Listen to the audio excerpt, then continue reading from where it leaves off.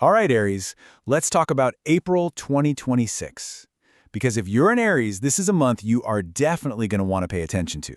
So what we're looking at is a month just packed with significant, maybe even fateful moments. The whole vibe is about deep healing and moving forward, weaving together some pretty intense challenges with some absolutely incredible breakthroughs. So how is this journey actually going to unfold for you? Let's break it down. And honestly, that really is the main question for you this month. The forecast is telling us that every single event, every feeling, it's all part of a bigger test, one that's designed to push you to your next stage of evolution. Okay, so let's get into it. The journey starts right away, as soon as the month kicks off. Early April comes in hot with this really dynamic, almost contradictory energy. You're going to find yourself navigating some amazing highs right alongside some pretty serious pressures. This duality is everything. On one hand, you can expect things like joyful invitations, maybe even a surprise financial boost. But at the exact same time, get ready, because someone or something is going to test your patience. You're probably going to face a really critical choice about where you're headed. And yeah, it could feel pretty stressful. So here's the deal. Patience is going to be your absolute best friend. Any new projects you're trying to launch in early April might feel like they're hitting a brick wall. Now, that is not a sign of failure, it's just a heads up that things might take a little more elbow grease to get going. Now, as we move into the middle of the month, those external pressures, they start to fade a bit, but they get replaced by something else. The focus shifts, and it shifts dramatically inward.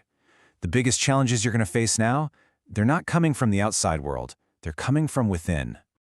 And this insight is the absolute key to unlocking mid-April. You will feel that there are obstacles, but this is not so. You yourself will invent them. You might feel completely stuck, but the forecast is so clear on this. The barriers you're seeing are probably ones you've created yourself. It's a time where it's just so easy to procrastinate, to avoid taking action. So, how do you handle this? Well, it's all about mastering your own discipline. First, you've got to get real with yourself and recognize the excuses you're making. Second, learn the difference between actually needing to rest and just stalling. And finally, when you feel that inertia creeping in, just commit to one tiny, simple step. That's all it takes to get the momentum going again. While all this inner work is happening, you might also run into some annoying delays with paperwork or administrative stuff.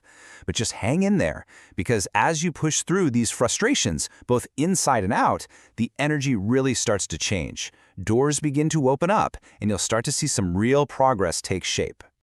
And this is where all that hard work really starts to pay off. The end of the month brings in this wave of powerful, positive momentum and this incredible creative release. The forecast uses this amazing metaphor for this shift. The wheel of fortune turns in your favor. I mean, how incredible is that? It signals a huge turnaround. The struggles from the first half of the month, they finally give way to a period of luck, opportunity, and some major rewards. So what does this actually look like? We're talking about major creative breakthroughs and another financial upswing. And remember that frustrating official stuff? It finally gets resolved, and successfully too. You'll also find yourself setting much stronger boundaries, and the forecast even points to a gift of fate and some really noticeable improvements in your relationships. And what all of this leads to, all these little wins, is one huge outcome, a brand new, super clear direction for your life. That confusion from the beginning of April is just gone, replaced by a real sense of purpose. Okay, so with all that in mind, how do you pull this all together and actually navigate this wild month? Let's boil it down to a few core ideas that can be your guide. First up, collaboration. Seriously, do not try to do everything by yourself this month. Your growth is directly connected to your ability to work with other people and to accept their help. Second, your well-being. You have to consciously learn to enjoy life.